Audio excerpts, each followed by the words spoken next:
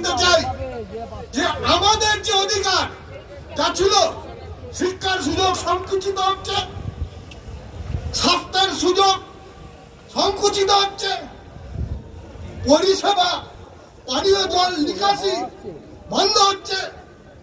এই সবটা কেন্দ্রস্থল ওই লোকাল গভর্নমেন্ট অর্থাৎ স্থানীয় সরকার, যা সংবিধানের ৭৪তম সংশোধনীতে আছেন, যার টাকা লুট হচ্ছে, তারাই হলো আমাদের আপনার আবাসন দিচ্ছে না, আবাসন লুট করছে, বিপিএল কে এপিএল করছে,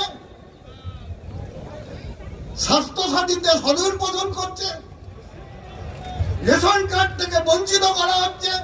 প্রকৃত গরিব, আগে বিপিএল ছিল, আগে অন্তর্দয় ছিল, এখন এপিএল হয়েছে। আর আমরা দেখছি শাসক দলের যারা সবাই, তারা হলো এই সস্তার রেশন খাদ্য সুরক্ষার সুযোগ পাচ্ছে। জন্য আর্জিকরের মাথা ধরার দাবিতে রাস্তায় নামবেন, তাহলে রাজ্য পাল্টাচ্ছে। মানুষ নিজের অধিকার বুঝে নেওয়ার জন্য, হক বুঝে নেওয়ার জন্য সোচ্চার হচ্ছে।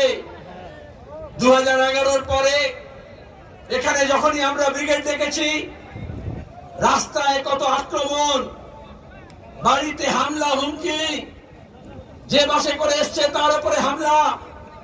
কলকাতায় সমাবেশ হয়েছে, নির্লজ্জ কলকাতার পুলিশকে দিয়ে সেই বাসগুলোকে ভাঙচুর করা হয়েছে। এখন আর কিন্তু সে অবস্থা নেই। দিন পাল্টাচ্ছে, তার আগাম বার্তা এসছে। কোচবিহার থেকে কাকদ্বীপ কারুর মুরদ হবে না, লাল ঝান্ডার গায়ে হাত তুলবে 2025 সাল।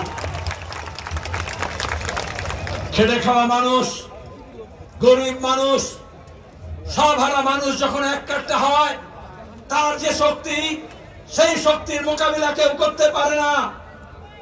এজন্য আজকে বিজেপি আর তৃণমূল এই খেটে খাওয়া মানুষের ঐক্যকে ফাটল ধরাচ্ছে। মুর্শিদাবাদে যা হলো, মালদায় যা ঘটাতে চাইলো, এই রামনবমী, ঈদ, জামিয়াতুল আলবিদা, জুম্মার নামাজ, তার সঙ্গে হনুমান জয়ন্তী, আমরা দেখলাম বিধানসভার মধ্যে, লোকসভার মধ্যে, জনসভাতে, প্রেস কনফারেন্সে, টেলিভিশন চ্যানেলে বসে বিজেপি আর তৃণমূল এ বলে ঠেসে দেব, ও বলে ঠুসে দেব। বিজেপি টিএমসি কে ঠুসে দিচ্ছে না, টিএমসি বিজেপি কে ঠুসে দিচ্ছে না, মেহনতি মানুষের ঐক্যকে ভাঙার জন্য চেষ্টা করছে। একটা হিন্দি সিনেমায় একটা ডায়লগ ছিল,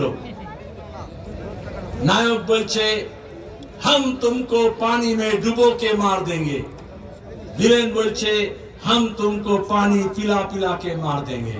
আর লোকেশনে হাততালি দেয়, কিন্তু আসলে ওই দুজনের ডায়লগ একজনই লিখে দেয়। ওইভাবে বিজেপি আর তৃণমূলের যে নেতারা একে অপরকে বিরুদ্ধে প্রতিদিন গালাগাল দিচ্ছে, প্রতিদিন নাটক করছে, আসলে ওদের স্ক্রিপ্টটা একজনই লিখে দিয়েছে। তার নাম হচ্ছে আরএসএস এর মোহন ভাগবত। কদিন আগে এসেছিলেন এই রাজ্যে, 2026-এর নির্বাচন, তার আগে বিজেপিকে কি করতে হবে, তৃণমূলকে কি করতে হবে বলে গিয়েছেন। মুখ্যমন্ত্রী হন ইন্ডোর স্টেডিয়ামে, আর ইমাম মসজিদের মিটিং এ হোক, আর ওই বিরোধী দলের নেতা যে তৃণমূলে সাজানো আছে, যে কিষানজিকে নিয়ে এসে, মাওবাদীদের নিয়ে এসে সিদ্দিকুল্লাহ প্রতি কৃতজ্ঞ থাকবে বলে লাল ঝান্ডার মানুষকে, কমিউনিস্টদেরকে খুন করেছিল, আজকে সে মহান শাস্তি চাইছে। কেন কলকাতা পুলিশ, কেন রাজ্য পুলিশ? যারা ঘৃণার ভাষণ দিচ্ছে, যারা উস্কানি দিচ্ছে, যারা প্রতিদিন হিন্দু মুসলমানকে লড়ানোর চেষ্টা করছে, মমতা ব্যানার্জি পুলিশ মন্ত্রী, কেন একটা মোকদ্দমা হলো না ঘৃণা ভাষণের বিরুদ্ধে?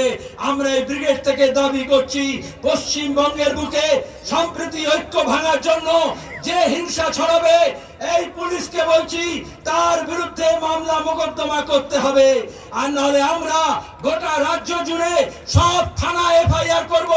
দেখব মমতা ব্যানার্জির পুলিশ 2011 থেকে আমাদের কর্মীদের বিরুদ্ধে মিথ্যা মামলা দিয়েছে হাজার